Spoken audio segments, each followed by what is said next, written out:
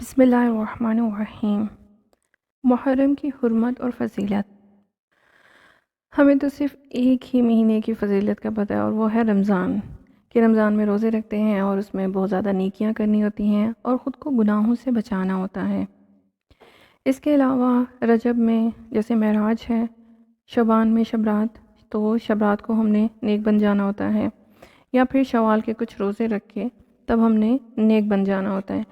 اصل میں ہم لوگوں نے اپنے لحاظ سے اسلامی مہینوں کو یاد رکھا ہوا ہے۔ رسول کریم صلی اللہ علیہ وآلہ وسلم نے فرمایا، زمانہ اپنی اس اصلی قدیم حیت پر گھوم کر آ گیا ہے جس پر اللہ تعالیٰ نے زمین و آسمان کو پیدا کیا تھا۔ سال 12 مہینے کا ہوتا ہے، جن میں 4 مہینے حرمت والے مہینے ہیں، 3 مسلسل یعنی ذی القعدہ، ذی الحجہ اور محرم، اور رجب مضر جو جمادی الاخرہ اور شعبان کے درمیان میں آتا ہے۔ حرمت والے 4 مہینے اور ان میں سے ایک محرم ہے۔ اسلامی سال کا پہلا مہینہ محرم ہے۔ محرم کا مطلب کیا ہے؟ محرم کے لغوی معنی احترام کے قابل، مقدس، حرام کیا گیا۔ محرم کی پہلی فضیلت، مہینوں کی گنتی اللہ کے نزدیک کتاب اللہ میں 12 کی ہے، اسی دن سے جب سے آسمان و زمین کو اس نے پیدا کیا ہے۔ ان میں سے 4 حرمت و ادب کے ہیں، یہی درست دین ہے۔ تم ان مہینوں میں اپنی جانوں پر ظلم نہ کرو اور تم تمام مشرکوں سے جہاد کرو جیسا کہ وہ تم سے لڑتے ہیں، اور جان رکھو کہ اللہ تعالیٰ متقیوں کے ساتھ ہے۔ اس مبارک مہینے میں ظلم و زیادتی کرنا حرام ہے۔ ویسے تو اللہ نے پورا سال ہی ظلم و زیادتی، جنگ و جدال سے منع فرمایا ہے، مگر اللہ نے خاص قرآن میں حرمت والے 4 مہینوں کا ذکر کیا ہے جن میں مسلمان کو دوسرے مسلمان کی جان، مال، عزت کا احترام کرنا چاہیے۔ ان 4 مہینوں میں جنگ و جدال سے اور نافرمانی کے کاموں سے بچنا چاہیے۔ آیت میں اللہ تعالیٰ نے فرمایا ہے، اپنے نفسوں پر ظلم نہ کرو، یعنی گناہ نہ کرو۔ ان مہینوں کا ایسے ہی احترام کیا جائے جیسے رمضان المبارک کا کیا جاتا ہے۔ خود کو گناہوں سے بچاتے ہیں۔ مشرکین مکہ بھی ان 4 مہینوں کا احترام کرتے تھے۔ یہ 4 مہینے ذی القعدہ، ذو الحجہ، محرم اور رجب ہیں۔ 4 مہینوں کی حرمت دور جہالت سے چلی آ رہی ہے، اور مشرکین مکہ بھی ان 4 مہینوں کی خاص حرمت کا خیال رکھا کرتے تھے۔ اصل میں مشرکین مکہ کا کام لوٹ مار تھا، قافلوں کو لوٹنا وغیرہ، اور ذی القعدہ، ذو الحجہ اور محرم اکٹھے آ جاتے تھے اور ان کے لیے مشکل ہو جاتا تھا 3 مہینے اکٹھے روکے رہنا، تو وہ محرم کو سفر کے بعد لے آتے تھے۔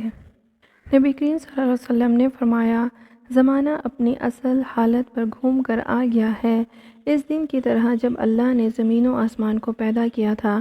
دیکھو، سال کے 12 مہینے ہوتے ہیں، 4 ان میں سے حرمت والے مہینے ہیں، 3 لگاتار ہیں، ذی القعدہ، ذی الحجہ اور محرم، اور چوتھا رجب مضر، جمادی الاخرہ اور شعبان کے بیچ میں پڑتا ہے۔ محرم کی دوسری فضیلت، سورۃ توبہ میں اللہ تعالیٰ نے فرمایا، تم ان مہینوں میں اپنی جانوں پر ظلم نہ کرو، گناہ کے کاموں سے بچو، نافرمانی اور برائی کرنے سے منع فرمایا گیا۔ محترم مہینہ ہے۔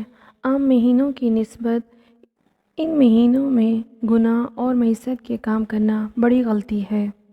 آیت میں آیا، اپنی جانوں پر ظلم نہ کرو، یعنی اپنے آپ پر گناہ کر کے، برائی کر کے اپنی جانوں کو جہنم میں نہ پھینکو۔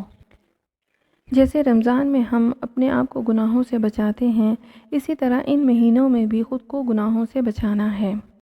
محرم کی تیسری فضیلت، حضرت ابو ہریرہ رضی اللہ تعالیٰ عنہ سے روایت کی، کہا رسول اللہ صلی اللہ علیہ وسلم نے فرمایا، رمضان کے بعد سب سے افضل روزے اللہ کے مہینے محرم کے ہیں، اور فرض نماز کے بعد سب سے افضل نماز رات کی نماز ہے۔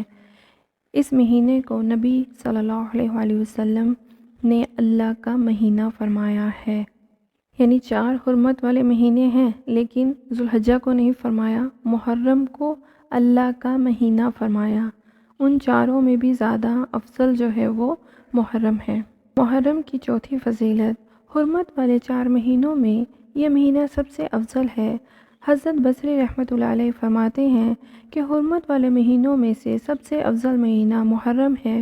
نیز فرمایا، اللہ نے سال کا آغاز حرمت والے مہینے سے کیا ہے اور حرمت والے مہینے سے ختم کیا ہے۔ محرم کی 5ویں فضیلت۔ رمضان کے بعد سب سے افضل نفل روزے محرم کے ہیں۔ نفل نماز میں سب سے افضل نماز تہجد کی ہے۔ رسول اللہ صلی اللہ علیہ وسلم نے ارشاد فرمایا، مجھے اللہ سبحانہ تعالیٰ کی ذات پر یقین ہے کہ وہ عاشورہ 10 محرم کے روزے کے بدلے گزشتہ 1 سال کے گناہ معاف فرما دیں گے۔ 10 محرم کا روزہ حضرت محمد صلی اللہ علیہ وسلم دور جہالت سے رکھتے چلے آ رہے تھے۔ 10 محرم کا روزہ فرض تھا، مگر پھر رمضان کے روزے فرض ہونے کے بعد محرم کا روزہ نفل روزوں میں شمار کیا جانے لگا۔ محرم کی 6ٹھی فضیلت۔ محرم کی 10 تاریخ کو عاشورہ کہتے ہیں۔ نبی کریم صلی اللہ علیہ وآلہ وسلم مدینہ تشریف لائے۔ دوسرے سال آپ صلی اللہ علیہ وآلہ وسلم نے یہودیوں کو دیکھا کہ وہ عاشورہ کے دن روزہ رکھتے ہیں۔ آپ صلی اللہ علیہ وآلہ وسلم نے ان سے اس کا سبب معلوم فرمایا تو انہوں نے بتایا کہ یہ ایک اچھا دن ہے۔ اسی دن اللہ تعالیٰ نے بنی اسرائیل کو ان کے دشمن فرعون سے نجات دلائی تھی، اس لیے موسیٰ علیہ السلام نے اس دن کا روزہ رکھا تھا۔ آپ صلی اللہ علیہ وآلہ وسلم نے فرمایا، پھر موسیٰ علیہ السلام کے شریک مسرت ہونے میں ہم تم سے زیادہ مستحق ہیں۔ چنانچہ آپ صلی اللہ علیہ وآلہ وسلم نے اس دن روزہ رکھا اور صحابہ رضی اللہ تعالیٰ عنہما کو